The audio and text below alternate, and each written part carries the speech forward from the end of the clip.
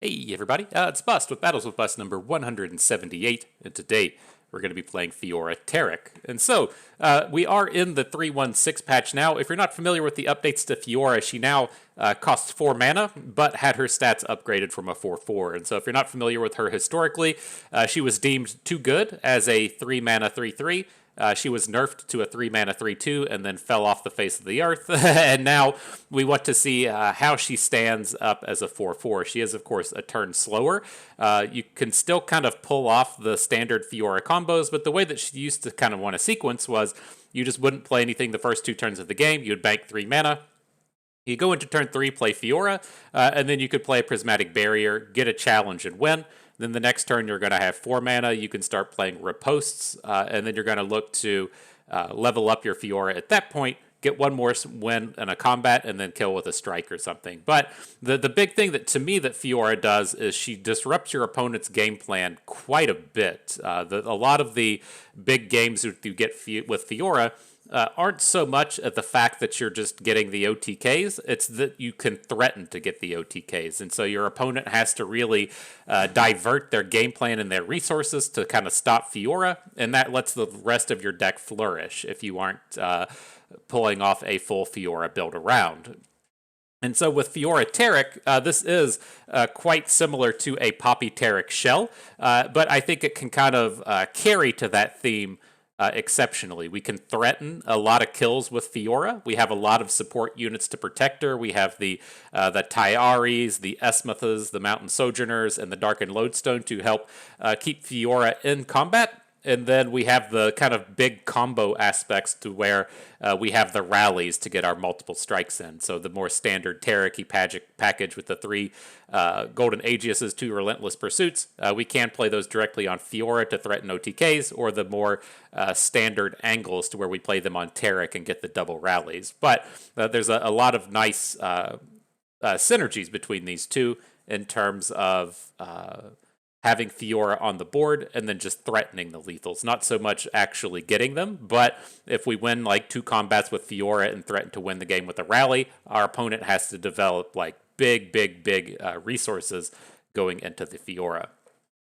In terms of the standard Poppy Taric shells, I personally prefer these lineups that have, or these lists that have much more early game in them. I don't really like it when we aren't playing 1-drops, whether or not you want to have Frightened Ibex or if you want to have the Fated unit, that's fine. And I don't like it if we don't have a little bit more 2-drops than just Broadwing Esmeth. It just feels like if all we're doing in the early game is playing Broadwings, Challenger Birds, and Esmeths, it just leaves us like without enough opportunity to get board presence. And then if we don't outright win the game with a Taric play or a Poppy play, we've fallen too far behind.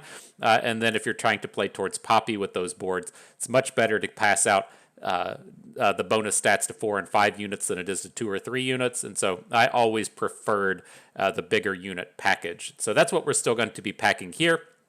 You do miss out on some of the Fiora assisted combo type things when we're not playing the 2 mana heal spell, but I prefer to not be all in on Fiora. And again, just use her. If we get OTKs, that's great. She can definitely threaten them, but the threat of the OTKs are what we're really trying to pursue here, and not as much actually getting them. And so, that's it. That's what we'll be doing battle with today. I checked the pay-to-win price, and we are completely paid up. We are looking good today with this one. Look at this. We got the Fiora turned premium. We got the Taric turned premium. And then if we want to come out and check the skins, we're going full pool party today. We got the pool party Fiora. We got the pool party Taric. Feels like summer as it's starting to cool off out here in Kansas City. And so, let's head on into battle. I'm curious how this kind of plays out. There's a lot of decks in the format that just put a lot of shitty units on the board, and Fiora has a lot of game against that, right? If you're playing Vile Feasts, if you're playing Husks, she has a lot of free combats there. If you're looking to battle with, say, like Nami Twisted Fate and playing cards like Double Trouble, you have lots of opportunities to just kind of come out and get free wins. And I really do enjoy a free win, and so we'll see how this plays out. I'm very interested in this, both for laddering and for seasonals. All right, well, there's the Fiora. we're up against, this should be, oh shit, I thought this was going to be a Daybreak deck, but a little confused what the Demacia is about. It probably is still just a Daybreak deck, but it's odd seeing Demacia turn up. Okay, not the end of the world getting the shutdown.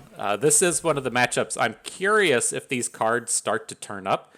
I don't think the Daybreak mechanic is very good, but that doesn't stop people from playing it, and it's typically quite strong against the decks I like to play. It's very good against the likes of Scouts. It's very good against the likes of these just big board control style decks, since they're capable of just shutting down so much of your units. But see, this is what I'm talking about with Fiora. He doesn't get to add to the board this turn. We're going to get a reasonable takedown here, killing off one of his units and getting a fair combat into the other one. But that's the kind of thing that we're going for, is he had to make a big investment in Fiora. He doesn't get the opportunity to build his board. Now we get to run into the Mountain Sojourners and attack from a different angle. Nice build-up, especially next round if we get the Sojourners now. Like if opponent plays Rando Dude, who cares? We can add the Sojourners. And then next turn have Esmuth plus Bastion for a little bit of protection. Looks pretty strong to me.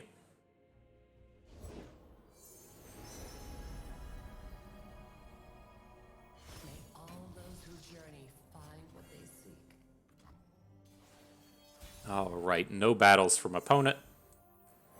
Relentless Pursuit looks pretty good here, too.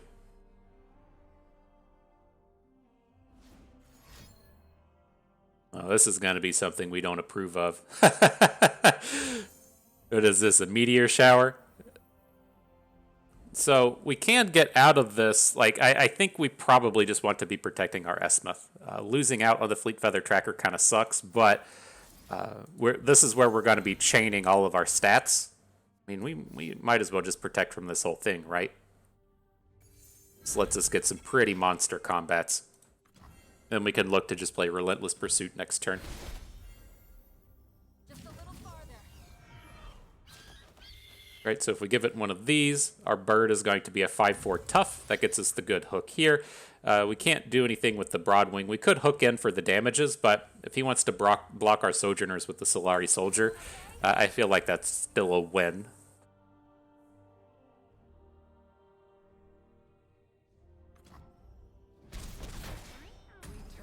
Ooh.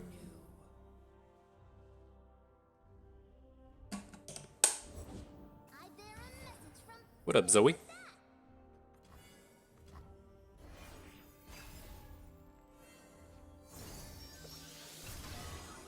All right, a wasted chime, but we're going to have a pretty powerful Relentless Pursuit this round.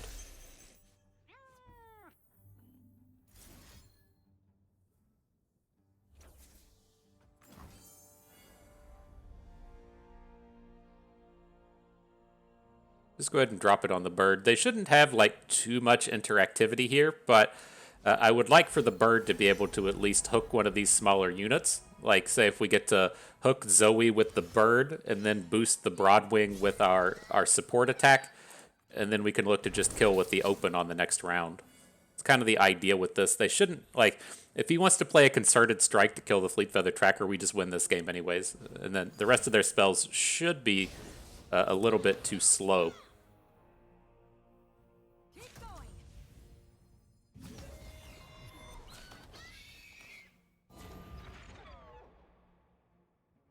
Okay, so we got Zoe. Oh, I want to do this thing here and give up our unit onto Zoe. See how he blocks, and then well, if we're going to play Ranger's Resolve this turn, probably want to do it like this.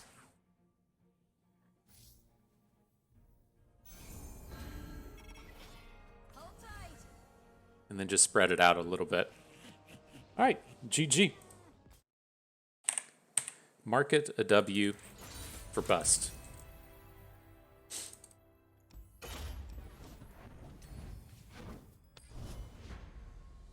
But yeah, in terms of seasonals, we're getting real close, right? The Last Chance Gauntlet is about to come up. We don't excuse me, we don't have to play it tomorrow, but we probably will. And I'm kind of in the spot now where like I was really hype about playing Mount Targon, but I don't think we can do it with the nerf. I've been playing it quite a bit in the previous day. The kind of idea that I was wanting to take into seasonals was we're just going to play a ban Ionia kind of lineup to where we're looking to just ban out Nami Twisted Fate and then play a bunch of just like really super greedy decks to where to where we're able to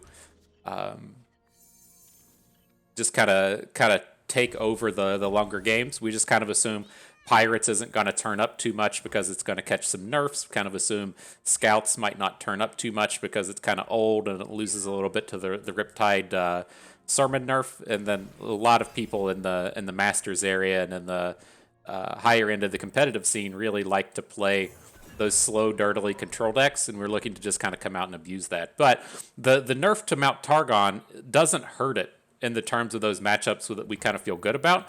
It really hurts in terms of being able to beat Pirates. The kind of big thing that you're looking to pull off against Pirates was being able to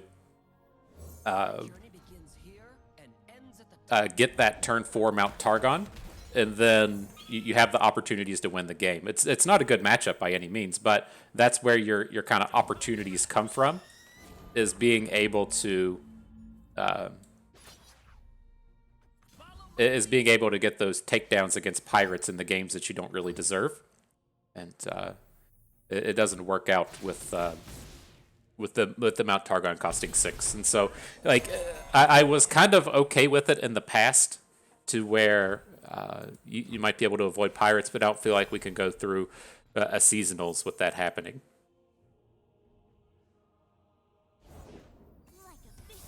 All right, well, let's get our Fiora going. These matchups like this, we're seeing a lot of Swain since he was just recently buffed.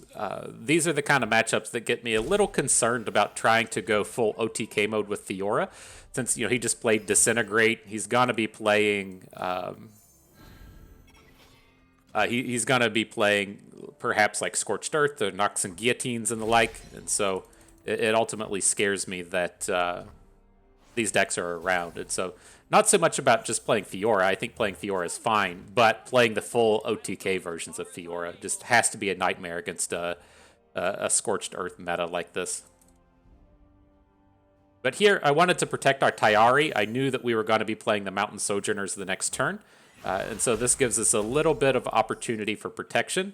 And then I'm not going to boost the Fiora here. I am going to use her to kill Zap, but I'm not going to go all in on this Fiora. I don't feel the need to give her the +2/+2, because he's going to have like Disintegrates or Death's Hands or some kind of removals. He's going to have Ravenous Flocks, whatever. We're never going to get this Fiora protected. And so I'm wanting to kind of spread the wealth here a little bit and just protect our strong plays. Right? This Fleet Feather Tracker is the real deal now. She says, "Fuck you, Swain. I'm ready to block." Fuck you, Swain. So he's only got 1 mana. If we go into next turn with 8, then we can do a rally. I don't think we'll take that much, though. I guess the question here would really be, I mean, this is probably a pretty strong rally turn. He only has 1 mana, so I don't think this deck plays Ravenous Flock. But I think this attack into Swain is probably just too good to pass up. Yeah. Opponent agrees. He says, "Bust, your Fleet Feather Trackers are just too much for me to handle."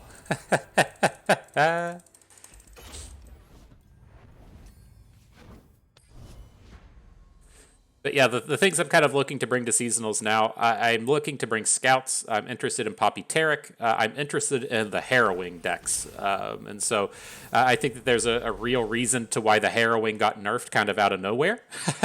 Like they were kind of popular and strong recently. Like when the patches were kind of hitting, Gwen was kind of a high mark. So that was kind of a degree, but I feel like they kind of felt that the game was going to be slowing down a turn. And they didn't really want the Harrowing running around at full force at 6 mana. And I think we're about to be in like a space where the Harrowing is just really good. And so I have some ideas with it. And then I'm moving away from Mount Targon, but I'm still kind of considering Trundle timelines. I don't think I'll land on there. I think we'll probably be bringing a lineup like Scouts, Poppy Taric, and then the Harrowing deck I want, but haven't fully come to the conclusions there. Well, you're certainly the fuzziest partner I've worked with. All right, well, we're about to get puff capped a little bit, but then we're going to start popping off next turn. These double Tyaris should be quite good.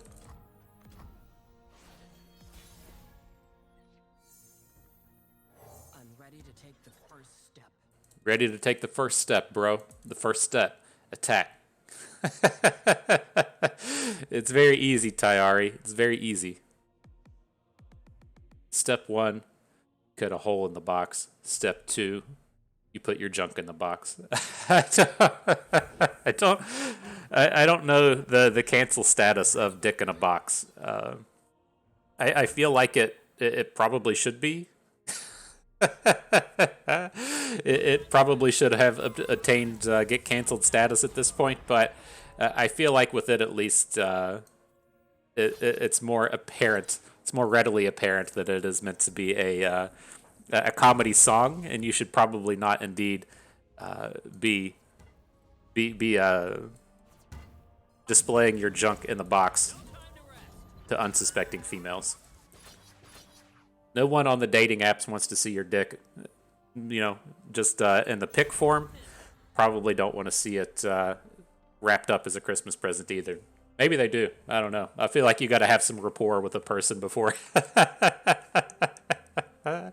before you bring out dick in a box. But there is. Oh wow, he's just going all in at this point. He's going face. What was it? It was on How I Met Your Mother, to where they had the naked man, and so I think it was with Robin, and she had dated a guy, or maybe it was on a first date, and it's like she shows up at his apartment, and then he oh, how bad is this? It's like she's in his apartment and she goes to the bathroom, and then she comes out and he's just naked. He's sitting on the couch just naked, and she's completely bamboozled by it because it's such an aggressive move. But he says he has a pretty high success rate with it. Whew. A lot of penis talk today. You're welcome. I hope that's what you showed up here for. Low quality Legends of Runeterra play, lots of penis related commentary. You certainly got it. You're welcome. Why is he attacking with the aloof travelers after we've just rallied? I mean, this has to just be an abysmal matchup for them. Just doing what he can, I guess. I don't know. Well, we probably better draw this card with the Pale Cascade before Teemo flips. Or Teemo gets the flipped hit, I should say.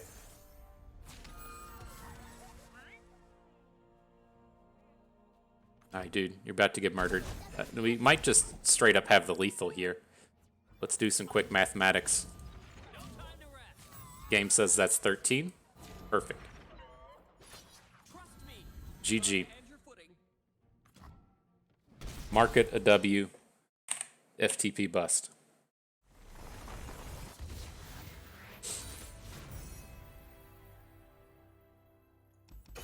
I don't know why that deck is like popular. It has to be good against something. I don't know what that something is. It's like I've tried to manage in my brain piece why people would want to play Teemo in this format. And it's like the kind of standard thing would be, it's like, okay, it's good against the control decks, but the control decks, like, all played shit like Hate Spike. Like, I don't think like Nora was really upset about Teemo rolling around when you're playing 3 Vile Feast, 3 Hate Spike, and you just have the immediate answers to him all the time, and then you have Vengeances or Mini-Morphs for the later game. Like, it was kind of wild to me to see so much Teemo running around, but I guess it had a positive matchup somewhere. Alright, so let's hang on to the Fiora. Look for some cheaper plays. See what we can do.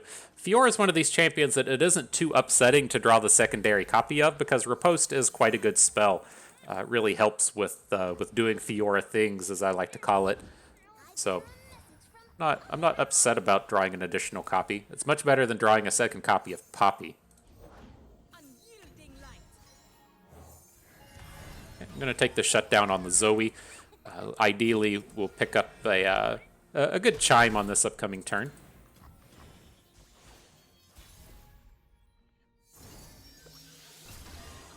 Got a Broadwing, and then the chime lands on Fiora. Okay.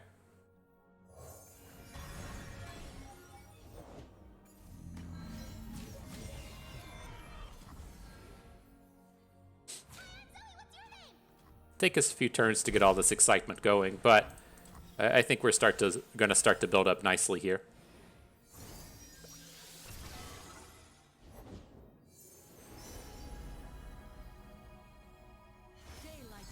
So I'm looking to start dropping Broadwings, and then on the next turn we'll drop Fiora, start bringing in attacks.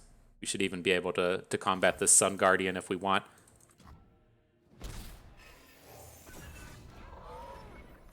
Is he playing Shyvana? No, they've been playing Aurelion Sol. Okay.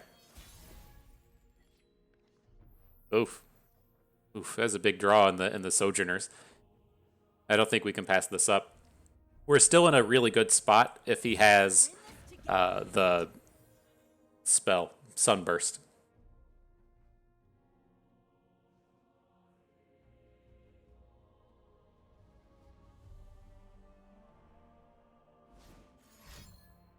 Here it comes. You got to be Sunburst in this Sojourners down. It's just like if you don't take the Sojourners down now, we get to like switch into this alternate game plan to where we kill you with elusives. Like you can't let the opponent have the Sojourners and the double Esmuths and let all these things happen. Yeah.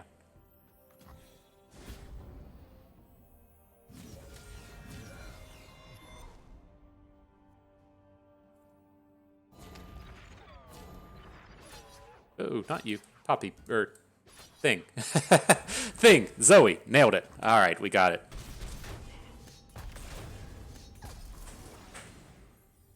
So we have a pretty strong board. We're just going to be switching over to Taric now.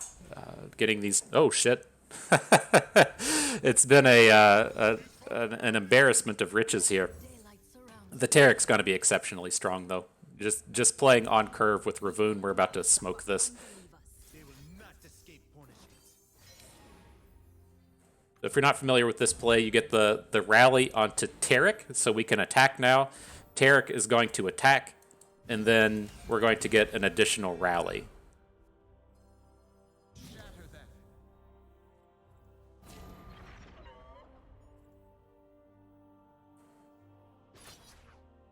that the way we actually want this to look?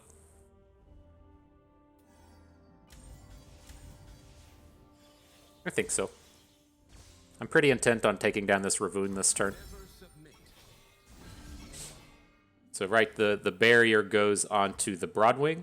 Oh shit, I was thinking it was going to get a bonus attack. I think this is still okay.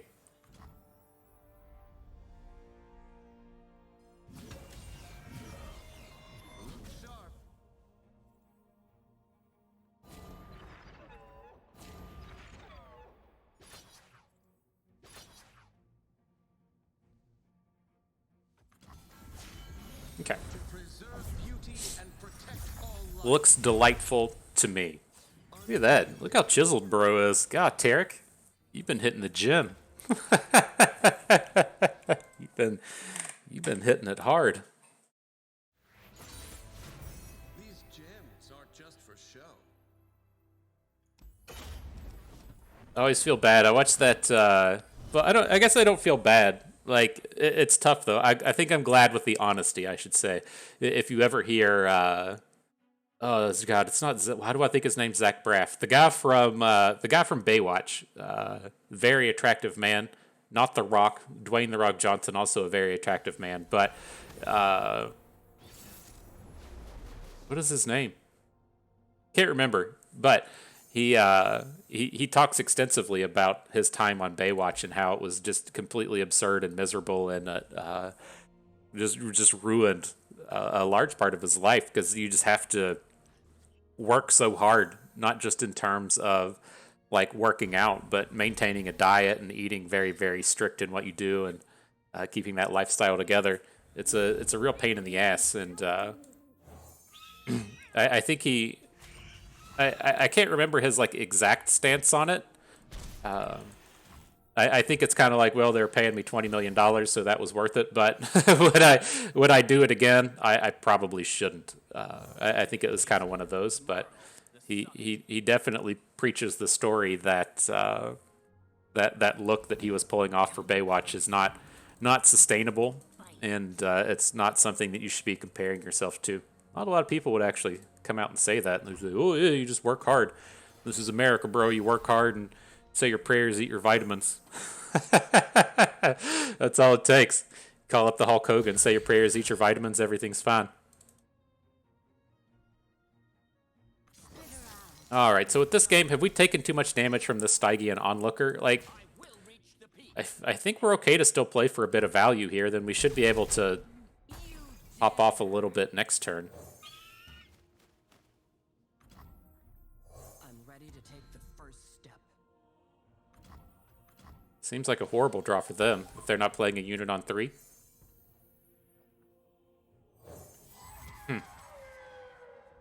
Interesting.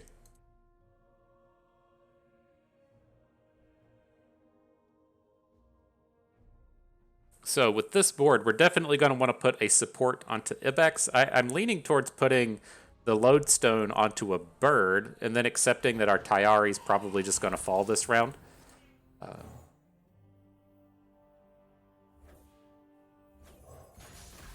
And then we can get a good hook with the remaining bird into, say, like Wraithcaller or something.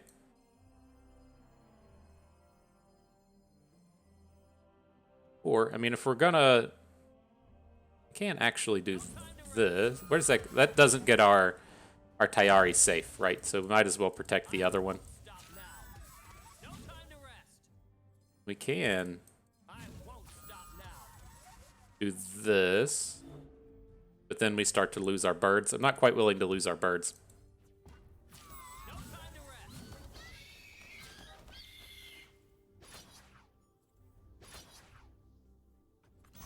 Give it one of these.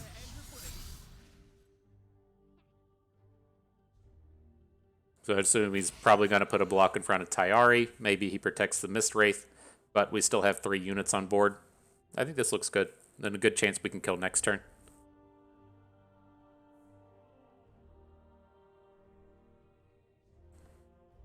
The thing with this deck, if you're not familiar with it, is that in terms of the Mountain Sojourners, the equipment doesn't count.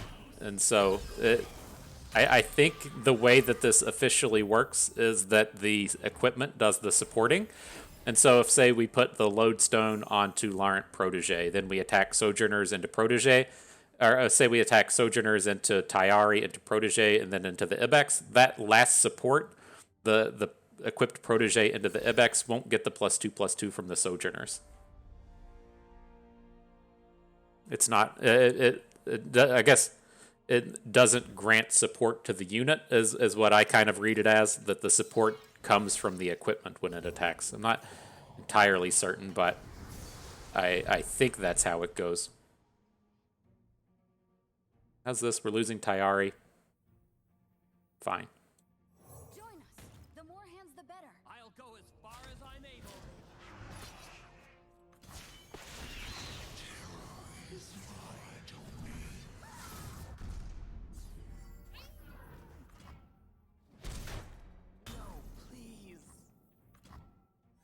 All right, let's see where this gets us. Are we going to be too slow now to take down this Nocturne?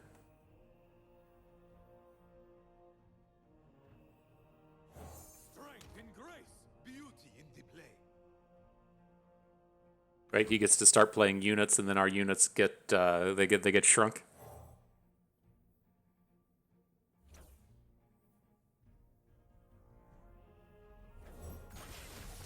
This should be okay.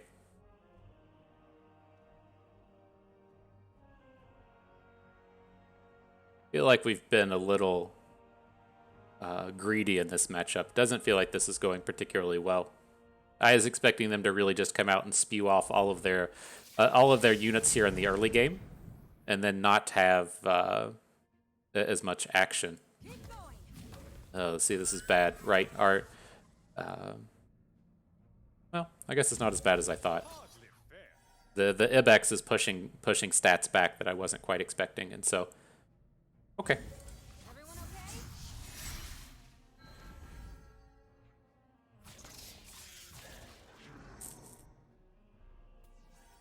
Maybe that is a good board, right? if you get to kill off his units and ours, I'll survive. Now, this is the space to where the harrowing will just kill us. If he has the harrowing, we're going to be dead. But it looks like what he might be building up to with a 3 bank on this turn going into turn 7. But without it, we should be pretty safe. Yep, this is going to be the harrowing. Don't know if we have enough stats to get out of this.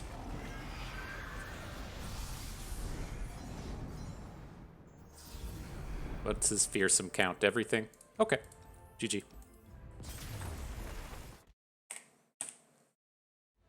It's tough. That would be, I think, the argument for this matchup is going to be, and probably what's important for us to consider, like especially if we're looking to go into seasonals in this last chance gauntlet and shit with like decks like Poppy Taric and Scouts, or that you have to probably just get those units off of the board as fast as you can, and try and keep their Nocturne from flipping. Which should be pretty reasonable to do. At least in that game, it feels like he wasn't being particularly aggressive. Maybe that should have been the second indicator that he was just building up to the harrowing. But that was one of the things that we ran into in our previous video when we were playing Elise Nocturne. We were playing a more spiders-based version, but like we just couldn't get our Nocturnes to flip ever, and it felt really weird that he wasn't flipping.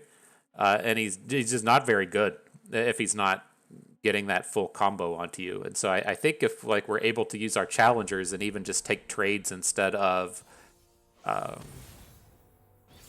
looking for outright wins, that we're stopping their style enough to where it's okay. Here, I'm gonna be a little greedy with this one. I usually don't advocate for things like holding on to Mountain Sojourners, but like this is our third time playing this stupid deck, and they just don't have any real interactivity. And like if our opponent's not going to have interactivity, the strongest card we can look to throw at them is going to be Mountain Sojourners. Like the way that I used to kind of describe the way I like to mulligan with this deck was I would just mulligan away all of our cheap cards. Like I wouldn't keep any of the rallies. You still don't want to keep the rallies, but like our Tarics and our Poppies, I would just always mulligan away, and then accept that like by turn 4, turn 5, turn 6, we should just like draw one of them by that point. But as we started to play decks, say against like Nora, it became so important to just have the big mountain of stats that you would get out of Poppy that I was willing to start holding on to her, and I still stand by that being the correct way to do it. But like, it's just in this matchup, they're not going to be able to kill us, right? I don't know what a curve with this deck is supposed to look like. Say Zoe into the 3-2, into a Stun Guardian, into like, all this stuff that I'm saying isn't going to be enough to kill us. And then they have like 2 answers to the Mountain Sojourners. If you like, as we've seen in these games, like, yes, they played that Sunburst, but we lost like 2 of them, it feels like, or one of them just to Obliterates. And so I'm not really convinced that this deck is capable of killing us before this Sojourners can come online. And then once it's online, we're just doing fucking infinite damage.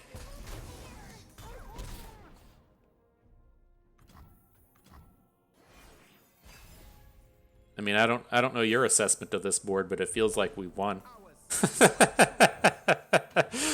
Is your assessment somewhere similar?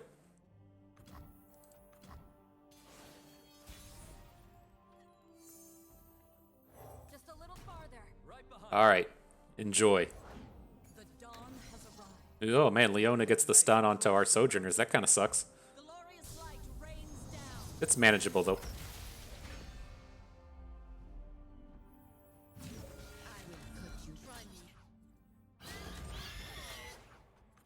All right, the next piece of the puzzle. I'm curious if we should be trading out this Broadwing. Like, I kind of lean on the Broadwing because it tends to be a little bit stronger. But as we're in this spot to where we have a riposte in hand, and if we need to riposte the Broadwing, that doesn't do fuck all. And then B, we aren't playing the heal card, and so we don't have the opportunities to boost up its health and heal at the same time. So, interesting.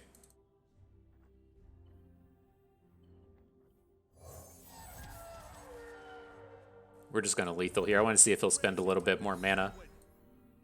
So if we're going to attack, say we hook both of his units out of combat, then we're hitting for like 4, 5, 6, 7, 10. Okay, we can just put the Relentless Pursuit.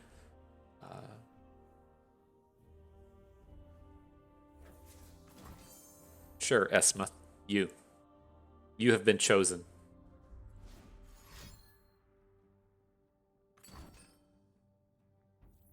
Okay.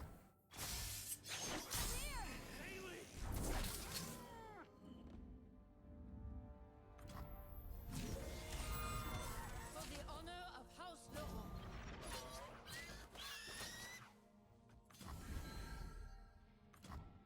One short at the moment, but our open next turn should be enough to end this one.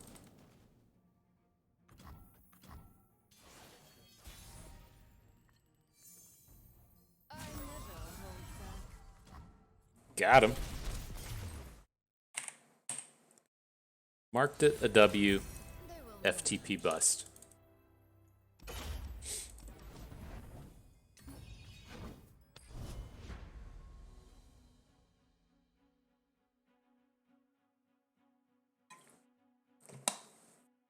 I think everything we said that game relates to why I think that deck is terrible, especially in a format so dominated by Nami Twisted Fate. It's like if you're just going to sit around and put stats on the board, those stats have to be humongous, and they have to give you ways to produce rallies or produce overwhelms, and that deck just can't do it. I didn't want to think that it was a nerf to the Sun Guardian, seeing its overwhelm get taken away. But it's like that deck I don't think can actually win a game without without getting like the full Leona combo where you get 6 stuns out of a Daybreak card. Today, base camp. Tomorrow, the summit. See if he's going to drop a Make It Rain on us here. Oh. I won't stop. Take my hand. Hi. Take my hand. God, you're such a nice guy, Tayari. You say, don't be scared. Take my hand, bro. Very kind of you, my friend. Very kind. I would climb to the summit of Mount Targon with you. What do you say? In traveling, you must be open to the journey, which will inevitably change you.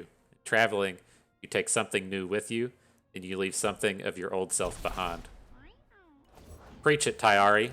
So what you're saying is it's not the destination that matters. It's the journey that gets you there. Heavy, heavy.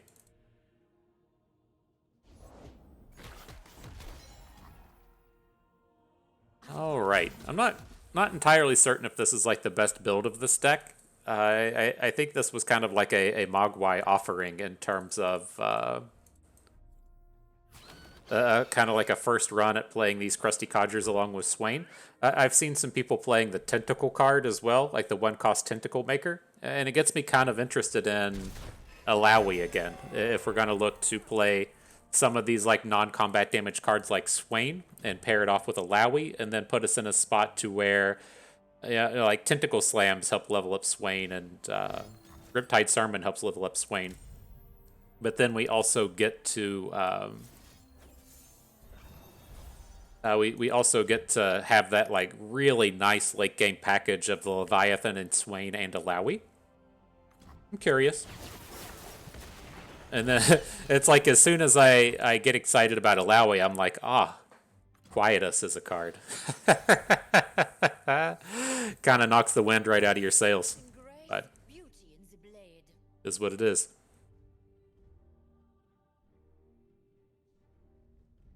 And so again, I don't expect a ton out of Fiora in this match. It's like, in this space, she is just going to come down and die to a Ravenous Flock or a Disintegrate or something. We can't really count heavily on Fiora against these decks, but we're still getting some strength here at least.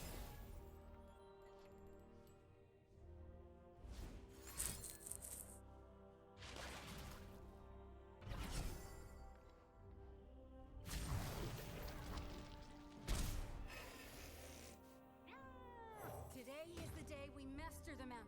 I know we can reach the top if we work together. Okay.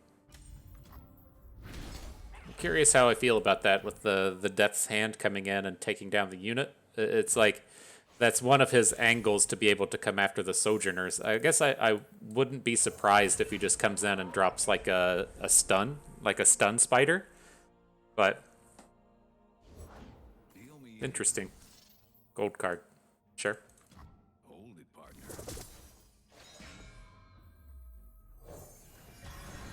Now, the other point of interest here is we do have this Darkened Lodestone and the mana to play it, but I think we probably want to be saving this for Harazi and getting the big support and maybe being able to do something with it. So,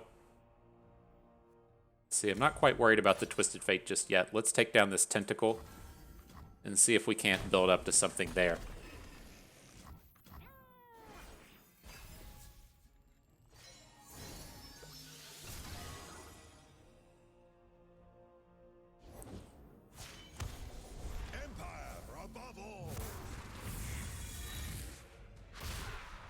So this is kind of interesting. If we have, like, I guess we're just going to get fucking domed, aren't we? Because he has Overwhelm now. Then he's going to deal 3 to all enemies. It's like I was wanting to put like the Golden Aegis onto the Sojourners, but we're just going to get fucked here. We just have to let this attack come through. We are at war.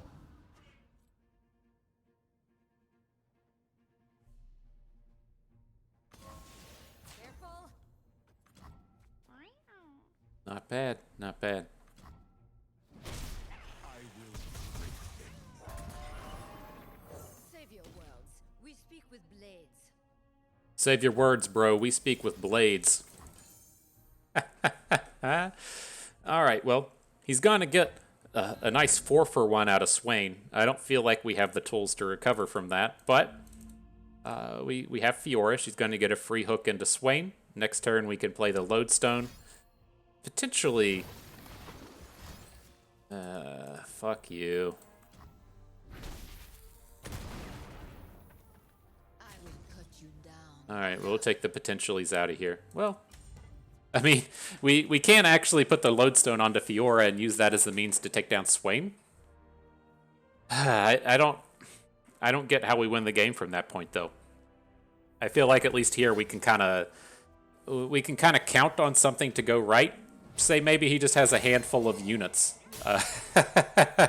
And then this at least puts us in a spot to where if we get Harazi down and it grows Fiora, she has Spell Shield and all that stuff, you know, that's an angle for where we can win. If his hand is just units, I really suspect Fiora is just going to get smoked by a Ravenous Flock or something here, but this is the space that leaves us to where we can actually win this game.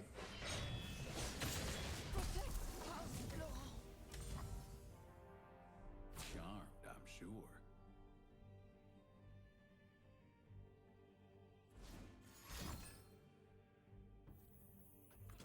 So he pops the Spell Shield, gets to Guillotine Harazi, and then kill us with the open. It's not bad. I still like attacking here, though. I don't feel like we ever... I mean, maybe we could still win the game. Since we would have the Spell Shielded blocker for next turn for Swain. It's just like, it's so nice with the Harazi having a lot of stats there, but...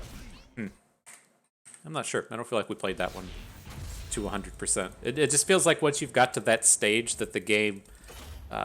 you need to just, like, have something go right. But maybe I'm not giving that Harazi enough credit in what he's capable of doing. All right, though. Final battle is upon us. I'm ready for it. That Swain deck, that's another one why I'm kind of really interested in the Harrowing. I can't imagine the Swain deck ever being able to beat the Harrowing in any way, shape, or form. You know, it's just their game plan doesn't work for it, and they're not playing like Riptide Rex, and so they don't have that means to just blast you for 15. They don't play Riptide Rex, they don't play the Conservatory, they're just really all in on that Swain. And so I think it's kind of interesting there that it's another spot where I think the harrowing has a lot of play to it.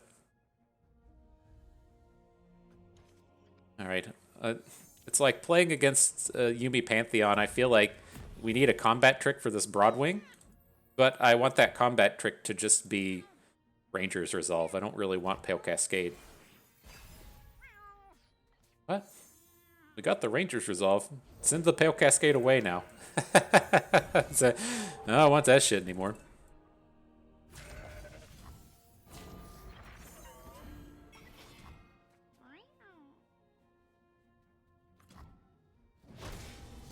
Okay, looks good. Now we have this Tayari to boost the Broadwing next turn. Maybe get another strong attack in. My journey begins here and ends at the top. No time to rest.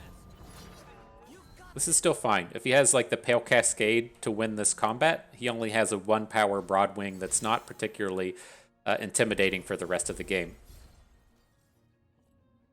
Right? He can like gem the Broadwing to heal at 1 to have it then take down Tayari, but that takes a little bit more work, right? This 1-power Broadwing isn't that scary.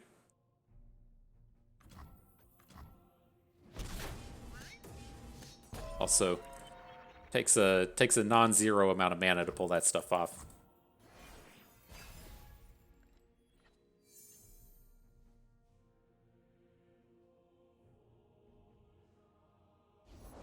Lead the way, book. You've been following me?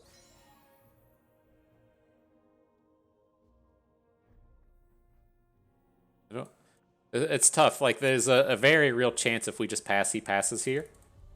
And that leaves us in a terrible spot. But I also don't really want to just give up on Tayari. Maybe it is okay to add the bird.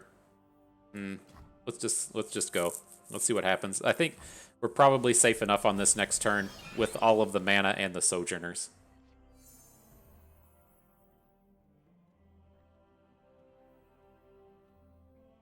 Today is the day we master the mountain. I know we can reach the top if we work together. Shouldn't be able to interact with this. I mean, if he wants to drop a Concerted Strike onto Tayari, I guess that's a thing, but this leaves us in a reasonably powerful place. Everyone okay?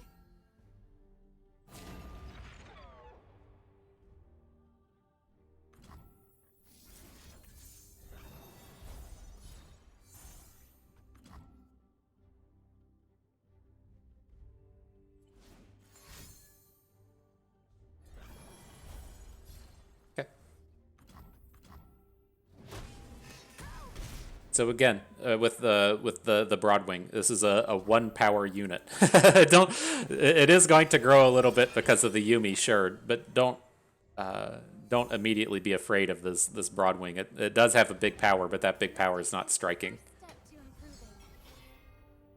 So it's up to 3. We need to get some of these like better units on board, but like how bad is it if we run into this spot again where everybody just passes?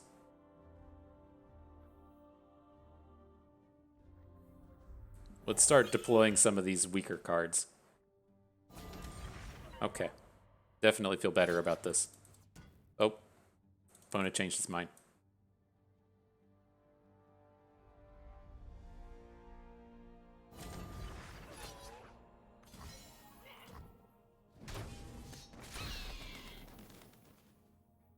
Okay, so we are in a spot now to where we're kind of open to getting hit by a Concerted Strike. It would be unfortunate, but I think it's okay. The play I'm ultimately looking to make here is I want to add a unit, preferably a Fiora, and then next turn I want to open attack, follow up with a Taric, rally onto Taric, and get that additional set of attacks in. It gets shut down a little bit if he has a Concerted Strike, Save your worlds. We speak but if he doesn't have the Concerted Strike, we're just going to pop off for this game. This is, again, fairly dangerous, and that the Broadwing is technically just dealing 2 damage. It's not the big Broadwing here.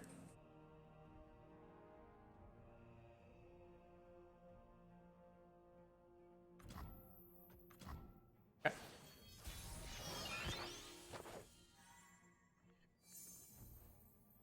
I can do this. try me. Oh God. Let's be real. I think. Why does this have the thing on its health? That usually looks like the Taric thing that says you can't die. Take my hand. Huh. But I think this is reasonable. He should need a Sharp Sight plus another card, right? He should need 2 cards to take down the Fiora here. And again, if he takes down Fiora, we're in kind of the same spot still. He's not he's not actually going to have a big and high-powered unit on the board here.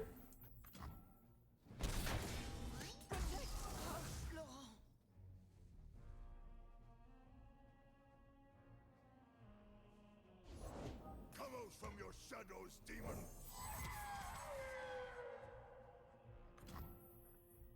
Each life a rare jewel. Each life is a rare jewel. Reach it. Now this is pretty bad if he has the concerted strike. I guess we can make it to next turn, but I mean, if we drop the Aegis and he takes it down on a Taric, we're gonna be suffering. Okay.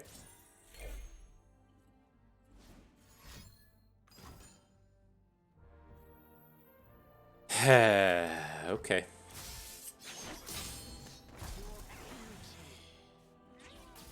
It's I keep talking about how non-intimidating this Broadwing is, and it is just given us the business this entire game. Are you the one?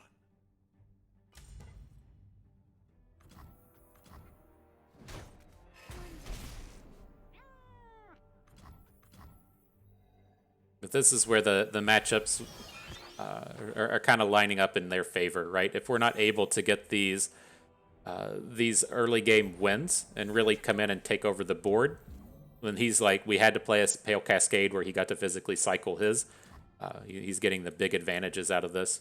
That was like our opportunity to come in and win on the previous turn, was having this Taric line pop off, and without that popping, we're just dead now. That was close. I mean, maybe we got a little too aggressive in there, and we could have played it a little bit safer. Like on the turn where we lost our Mountain Sojourners, maybe we should have protected them a little better. But that was tough. We had a lot of good and high quality cards there that were able to help kind of come in and shut it down. And so that was interesting to me. The question is like, is the Fiora better than Poppy, right? And does the Fiora belong here? And I was actually quite happy with the Fiora, because there's a couple things with it. You have to ask yourself the kind of 3 questions, right? Which of these is better when things are going right? And that's probably Poppy, right? If Poppy's out here delivering all the stats, you probably come in and just won the game. If she's giving the +1/+1 to like 4 and 5 different units, you probably won that game. Now, have you just like probably already won that game anyways? That's a true story there. You probably already won that game anyways. But I think in the situations to where everything's going right, Poppy probably is better. Now, where it starts to get a little interesting to me is in the places to where things are just going kind of okay. It's kind of a normal game. You do have a lot of turns and a lot of combats to where Poppy just gets shut down, and you don't get to attack with her, or you attack with her and she only gets to boost like 1 unit, and she's not interactive, so she doesn't get to pick and choose what you're going to come in and hit, whereas Fiora does, right? Fiora can come in and just challenge an Esmith, challenge a Husk, challenge your opponent's Misfortune, right? She has a lot of really high-quality targets that she can do that you don't just get out of a Poppy. And so while Poppy is really a nice stat powerhouse there in the mid game, Fiora gives us a lot more interactivity, and she lets us potentially take down high value targets and then also threaten OTKs. So I think that she probably gets the edge there. But the place to where Fiora is exceptionally strong is where things are going wrong, and you aren't able to just set up this board where you're just building up shit. Right? If you ever had a spot to where you just had to play a turn 4 Poppy onto a naked board, it's terrible. It sucks. She's no good there. But the Fiora has a lot of game in those spots. She can claw you out of a lot of situations to where it doesn't feel like turn 4 is a complete and utter mess if you drop Fiora and that's the only thing that's happening. And so, yes, you've probably lost that game anyways, right? That's not a spot this deck actually wants to be in. But it does have a lot of potential for recovery there, and a lot of potential to maybe give you a turn to build back up. If you get to hook your opponent's small unit and then play a Mountain Sojourners the next turn, then you're in a point to where you're starting to threaten OTKs with Fiora. If you're attacking with a 6/6 Fiora and a Mountain Sojourners, your opponent has to have an answer real quick. As to where if that attack is just happening with Poppy, it is threatening, don't get me wrong, but it's not threatening in the same sense that they can just be like, cool, I'll block with a Vile Feast token, right? Or I'll block with a 3/3 and not take any damage, right? When you're getting these attacks in with Fiora, on this hypothetical we're talking about now, she's halfway to leveling up, or she might just be a rally away from leveling up, or even if you don't have anything, if you just have a handful of units, your opponent has to be like, oh fuck, opponent is a rally away from winning right now, and I have to divert a lot of strategies, or maybe I can't play units, or this or that. Those are just like situations that you just don't get out of Poppy. And so I think there's a lot of interest here in Fiora. I think she has a lot of potential for greatness, and could potentially elevate this deck from a good deck to a better one. And so, yeah, I'm going to be interested in this. We'll keep giving this a bit of practice and see how it goes. Maybe we'll bring this to the last chance gauntlet tomorrow, along with scouts and something else. We'll just have to see at the end of the day. But I don't want to skew our stats too hard. We did play 8 games. We played 3 against that stupid Daybreak deck and just murdered it. And so it at least makes me feel a little bit better having a positive matchup against that thing, because historically in the past it was a nightmare for scouts. And so if we're going to play scouts against that thing, it is nice to have a kind of fallback piece that can be reasonably strong. And so that'll do it. I had fun with this. I hope you did too, because that will do it for us today. And so I hope everyone enjoyed their time at the pool. Hope you maybe learned a thing or two along the way and had a good time watching. This is Bust, and we thank you for being here.